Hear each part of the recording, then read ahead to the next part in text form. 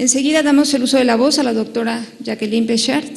amiga y colega nuestra en estos quehaceres de transparencia. Doctora en Sociología en el Colegio de Michoacán, maestra en Ciencia Política y licenciada en Sociología por la Facultad de Ciencias Políticas y Sociales de la UNAM. Actualmente es comisionada presidenta del Instituto Federal de Acceso a la Información y Protección de Datos Personales. En el ámbito docente ha impartido diversos cursos en el Centro de Investigación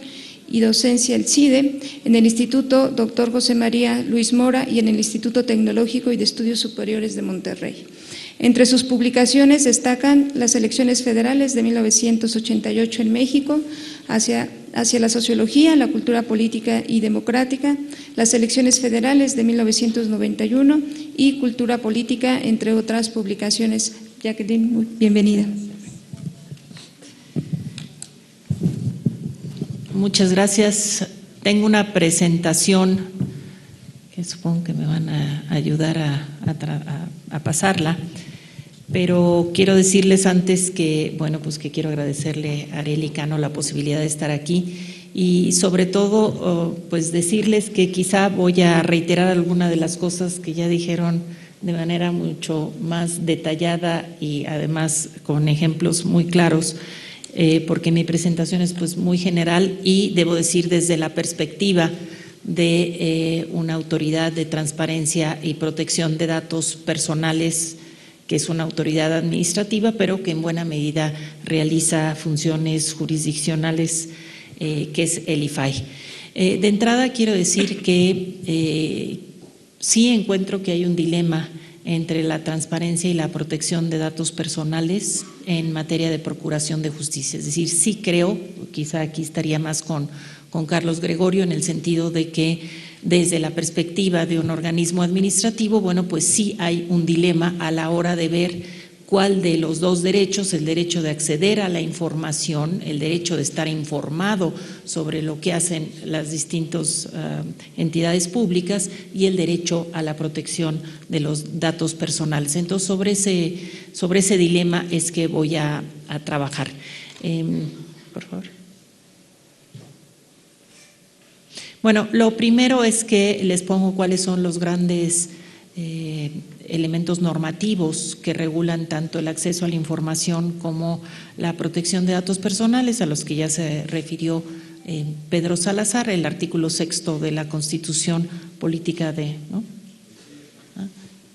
Perdón, es que pensé que pasaba acá también. Bueno, el artículo 6 de la Constitución Política de los Estados Unidos Mexicanos, que señala con claridad que el derecho a la información será garantizado por el Estado, que este es un apartado que viene desde 1977, fíjense, pero que tardó mucho en regularse ya en una norma secundaria, y lo que se agregó en 2007, que es esto de que toda la información en posesión de cualquier autoridad pública en cualquier nivel de gobierno solo podrá ser reservada por razones de interés público en los términos que fijen las leyes, es decir, tiene que haber una reserva de ley, y en la interpretación de este derecho, fíjense, ni más ni menos que debe de haber el principio de máxima publicidad. En el caso del derecho a la protección de datos personales, tenemos también ya un mandato constitucional claramente establecido, y es tanto el artículo 6 como el artículo 16 de la Constitución, que señala, ya lo había dicho Pedro, toda persona tiene derecho a la protección de la información relativa a su vida privada y a sus datos personales, al acceso, a la rectificación, a la cancelación y a la oposición a estos derechos ARCO en los términos que fije la ley, la cual establecerá excepciones a los principios que rijan el tratamiento precisamente de los datos personales por razones de seguridad nacional, disposiciones de orden público, seguridad y salud públicas, para proteger también los datos de tercero. Aquí quiero introducir algo a lo que ya se refirió Pedro y que creo que hace que este dilema entre la protección de los datos personales y el acceso a la información pública pues tenga que verse de una manera totalmente distinta. Creo que aquí hay un dilema conceptual y un dilema jurídico, efectivamente, y en el donde señala esta reforma, el artículo 1 de la Constitución, que las normas relativas a los derechos humanos, es decir, se eleva los derechos fundamentales, creo, al rango de derechos humanos, se interpretarán de conformidad con esta Constitución y con todos los tratados internacionales de la materia, favoreciendo en todo momento, como ya dijo Pedro, a las personas para que tengan la mayor protección. Creo que este mandato constitucional lo que hace es colocar en el centro la obligación de todas las instituciones del Estado para velar justamente por la máxima protección de los derechos humanos. Las implicaciones de esta reforma constitucional creo que todavía se están trabajando. De hecho, hay un libro muy reciente que acaba de publicar Pedro Salazar con Miguel Carbonet. Entonces, creo que esa lectura nos va a ayudar mucho, pero creo que los propios jueces y las propias autoridades en materia de protección de datos personales y de acceso a la información tenemos que profundizar en el conocimiento, en el alcance de lo que quiere decir esta reforma tan importante, pero creo que efectivamente en la forma como interpretemos en el IFAI la ley de protección de datos personales y la ley de transparencia deberá regirse por ese famoso principio pro persona. El IFAI, entonces, como garante de los derechos humanos de acceso a la información y de datos personales, deberá resolver los recursos de revisión que reciba, atendiendo, entre otros, a los principios de universalidad e interdependencia que están señalados en esta reforma al artículo primero, es decir, garantizar que el disfrute de un derecho humano no haga nugatorio el disfrute del otro. Paso a hablarles de la confluencia de los derechos de acceso a la información y la protección de datos para después entrar a algunos ejemplos de lo que hemos resuelto en el IFAI y de cómo nos hemos enfrentado a tener que buscar, si es posible, armonizar los derechos o si no, tenemos que decir qué derecho debe de privilegiarse, pero siempre creo que en el caso por caso. Frecuentemente los derechos humanos de acceso a la información y protección de datos confluyen entre sí o incluso con otros derechos humanos, particularmente con el derecho a la información en su vertiente activa, que es la libertad de expresión, lo cual genera una tensión natural entre estos. De ahí que entre el principio, o si quieren ustedes, lo que debemos de hacer los que estamos viendo cómo podemos proteger ambos derechos, garantizar ambos derechos, pues es la ponderación jurídica.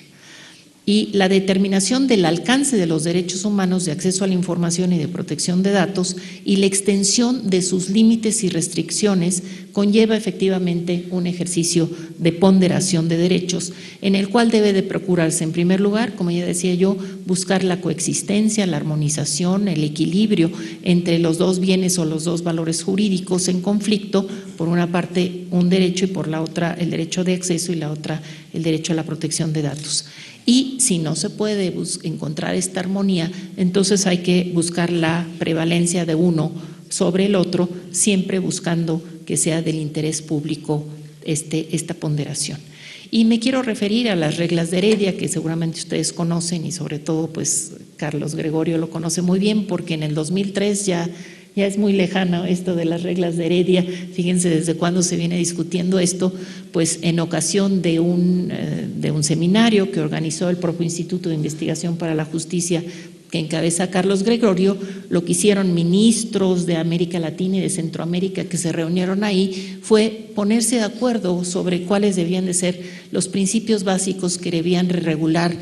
la publicitación de las sentencias de cortes de magistrados en Internet. Y una de las cuestiones que señalaban, estableciendo estos criterios de preeminencia, era que los datos sensibles, particularmente, y los datos de las personas, deberían de protegerse, y esto no iba en detrimento de la transparencia, de la publicitación de las sentencias, y en el entendido de que lo importante para las personas es saber no solamente cómo resolvió un juez, sino también saber cuáles eran los criterios que habían utilizado para efectivamente resolver en un sentido o en otro, y que esto podría muy bien armonizarse anonimizando las sentencias respecto de quiénes eran las personas involucradas. Entonces, esto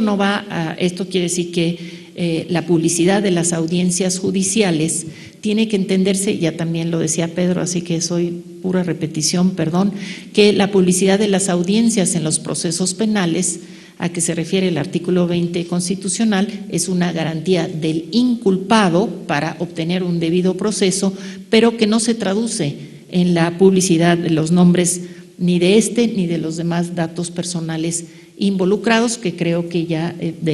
Tony Caballero también ha hablado de estos dilemas que se encuentran en cuanto a la publicidad y, por otro lado, de qué manera se protegen los datos personales. Quiero hablarles de unos casos paradigmáticos, creo, o ejemplares, cuando menos, de esta tensión entre ambos derechos, de casos que hemos tenido en el IFAI, por ejemplo, en donde se pedían averiguaciones previas en contra de Vicente Fox y Rosario Robles, es decir, dos personajes públicos muy reconocidos, dos averiguaciones previas que habían concluido en el no ejercicio de la acción penal y, desde luego, de qué manera estos era muy importante dar a conocer qué había sido finalmente, en qué había concluido la averiguación previa y, sin embargo, a pesar de que el IFAI dijo, ábranse porque ya concluyeron las averiguaciones previas en el no ejercicio de la acción penal, pues en estos casos la Procuraduría General de la República se negó a dar la información e incluso acudió ante el Tribunal Federal de Justicia Fiscal y Administrativa para proponer que se hicieran nulas las resoluciones del IFAI. Otro caso creo que es importante, se nos pedía el nombre de los militares que habían sido condenados por delitos cometidos con este carácter y entonces aquí el dilema era si los militares tenían derecho a que no se diera a conocer que habían sido condenados a ciertos delitos porque eventualmente no solamente podrían pagar su sentencia, es decir, pagar los años de cárcel o lo que tuvieran que hacer y eventualmente reincorporarse no solamente a la vida social, sino a la propia Secretaría de Defensa Nacional. Y lo que el IFAI resolvió ahí era que había que privilegiar dar el nombre de los militares en virtud de que eran parte del servicio público y recogiendo la sentencia de la Corte que dice que los servidores públicos tenemos menos nivel de protección de nuestros datos justamente por el servicio público que hemos aceptado desempeñar. Y otro caso es el nombre y expediente clínico de condenados muertos en reclusión, en CEFERESOS, en centros de readaptación social, en donde habían muerto algunos prisioneros justamente por alguna enfermedad. Y lo que quería el solicitante de la información era saber qué tipo de tratamiento se les había dado en la cárcel y quiénes eran los muertos. Aunque esto nos ha llevado a muchísimos debates, debo decirles que no tenemos una solución a este dilema, dijimos es importante que se sepa qué tipo de tratamiento médico se les dio en la prisión, si fue adecuado, si no hubo algún tipo de maltrato o de, digamos, ignorancia del asunto o que hubiera habido simplemente una irresponsabilidad de parte de la prisión, pero pensamos que los nombres de los presos, aun cuando ya muertos, pues el principio es que los muertos no tienen datos personales, pensábamos que digamos la mayoría, porque además ni siquiera lo pudimos resolver por unanimidad, que no habría que dar el nombre de las personas, aunque pues en principio, digamos, si nosotros vemos, digamos, qué sucede en otros casos, pues ni los nombres y menos lo que tenga que ver con el tratamiento médico de una persona, que obviamente son datos sensibles y particularmente personales. Quiero referirme nada más a cómo en el contexto internacional, pues el año pasado la Relatoría Especial para la Libertad de Expresión, tanto la de la ONU como la de la de la OEA, denunciaron violaciones a los derechos humanos en México con motivo justamente de la lucha en contra de este ente que cada vez nos parece más indeterminado, que es el de la violencia, la delincuencia organizada. Y criterios recientes de la Corte Interamericana de Derechos Humanos, unos no tan recientes, otro más, por ejemplo, el famosísimo caso de Claude Reyes versus Chile y otro que es el caso Gómez Lund de la guerrilla en Araguaia, Brasil, que es un caso que creo que es particularmente importante, porque no solamente lo que dijo la Corte Interamericana es hay el derecho a informarse qué pasó con las personas que murieron en esa guerrilla, sino que frente a la respuesta del gobierno brasileño de que no tenían información, que era una guerrilla de los años 70, lo que dice la Corte es hay el derecho a la verdad, entonces reconstruye la información con militares que estuvieron ahí, con familiares, en fin. Entonces creo que este caso que ha resuelto la Corte Interamericana en el 2011, pues es un caso que realmente pues nos habla de cómo empieza a generarse sentencias importantes que nos pueden ayudar a ver por dónde va este asunto del acceso a la información en este caso concreto. Y creo que nada más para terminar, mis reflexiones serían que la solución a la tensión entre el derecho de acceso a la información y el de la protección de datos en materia de procuración de justicia, pero creo que también en la materia de lo que resolvemos los órganos garantes de acceso a la información, es que pues hay que ver el caso por caso justamente para que podamos medir cuáles son los alcances de la protección en un caso y en el otro. La protección de los datos podría ceder ante el interés público de transparentar la gestión gubernamental siempre que se involucren violaciones graves a los derechos humanos, y en esos casos habrá que ser particularmente severos y particularmente rigurosos en la aplicación, justamente para lograr pues empezar a darle contenido a lo que dice este nuevo mandato del artículo 1 constitucional. Muchas gracias.